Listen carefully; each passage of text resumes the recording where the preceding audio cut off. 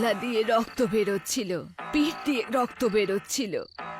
এই জঙ্গল, আমার দুঃখটা একটু দেখো। আমার ঘা দিয়ে বেরোনো প্রত্যেক রক্তের বিন্দুর বদলা এই জঙ্গলকে বাঁচানোর জন্য আমার আত্মাও তৈরি। হে জঙ্গল, হে জঙ্গল! নিজের মনের কথা জঙ্গলকে বলে ও চন্দনের ঠেসা মেরে নিজের প্রাণ ত্যাগ করলো। ওর অনুরোধ, ওর আর্তনাদ কাঙ্কান জঙ্গল শুনে নিয়েছিল। গাছের পাতা সব পর্বত আম্মার মধ্যে যাচ্ছিল। এরপর আরেকবার পর্বত আম্মা জীবন্ত হয়ে গেল, কিন্তু জঙ্গলের রূপে। তারপর থেকে আজ অবধি পর্বত আম্মার আত্মা ওই জঙ্গলের রক্ষা করছে। ঠাকুমা, আমরা ওখানে গেলে পরে কি তাহলে পর্বত মাও কি আমাদেরকেও মেরে ফেলবে? না বাবা, ও ওদেরই মারে যারা এই জঙ্গলটাকে ক্ষতি করার চেষ্টা করে। পুলিশওয়ালারা পর্বত আম্মাকে খুঁজতে খুঁজতে ওই জঙ্গলে পৌঁছায়, কিন্তু ওর বাচ্চা ছাড়া ওরা আর কাউকে দেখতে পায় না। দিদা, ওই বাচ্চাটার কি হলো? বাচ্চার সেটা জানি না। পুষ্পা, আমি হলাম পুষ্পা। পুষ্পা। ভামার সকাল সকাল কাঙ্কানের জঙ্গলে রবিনার সাথে পৌঁছালো। জঙ্গলের ফেন্স ভাঙা ছিল। এটা তখন ভেঙেছিল যখন পুষ্পা আর নাগেশ নিজের গাড়িতে জঙ্গলে নিয়ে যাচ্ছিল। ভামার আর রবিনা জঙ্গলের ভেতরে গেল। ভেতরে যেতেই ভাম্বার ওই জায়গায় পৌঁছালো যেখানে পুষ্পা আর পর্বত আম্মার দেখা হয়েছিল। ভামারের চোখ ওই জায়গাকে দেখে খোলাই থেকে গেল।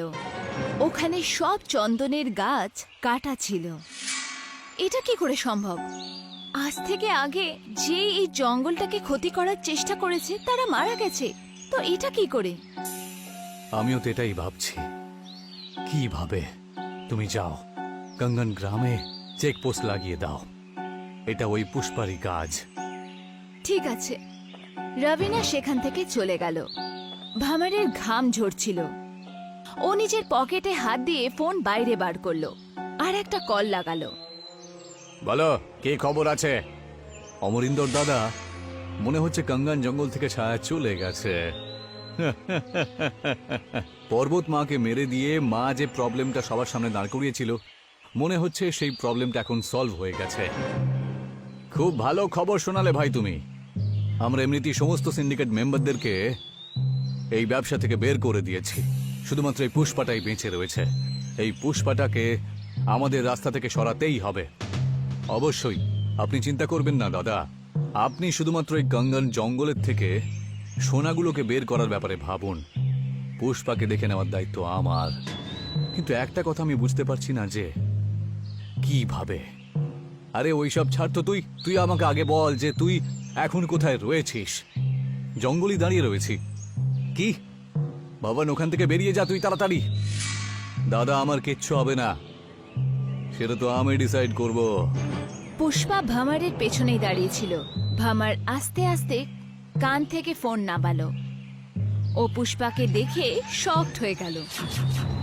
আমিও তো ওটাই ভাবছি যে সমস্ত জঙ্গলের সিন্ডিকেটরা বন্ধ হয়ে যাচ্ছে, তাহলে অমরিন্দর সিং এরটা কি করে চলছে? এখন আমি বুঝতে পারছি, ভবর সিং প্রীতি সিং এর বাচ্চা।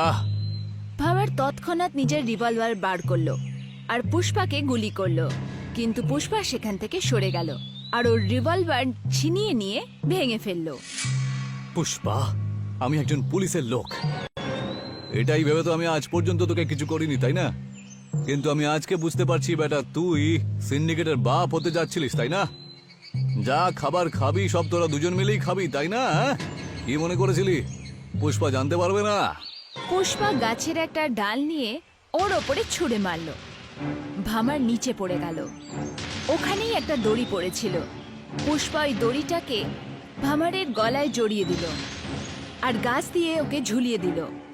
এর মধ্যেই পুরো সময় ভামারের কল অন ছিল। অমরিন্দর নিজের ভাইয়ের চিৎকার শুনল। পুষ্পা, পুষ্পা, পুষ্পা, পুষ্পা। ভামার ছটফট করতে করতে মারা গেল। পুষ্পা ভামারের পড়ে যাওয়া ফোন উঠিয়ে নিল। অমরিন্দর, পুষ্পা, আজকে তোকে মরতে হবে। তুই মরবি আজ। আরে চিৎকার করিস না। তুই কি মনে করেছিলি তুই আমারই এখানে এসে তুই আমাকে সিন্ডিকেট থেকে বাইরে বের করবি? হ্যাঁ, দেখ তোর ভাইয়ের আমি কি অবস্থা করে দিয়েছি। পুষ্পা নাম আমার, মাথা নত করবে না শালা।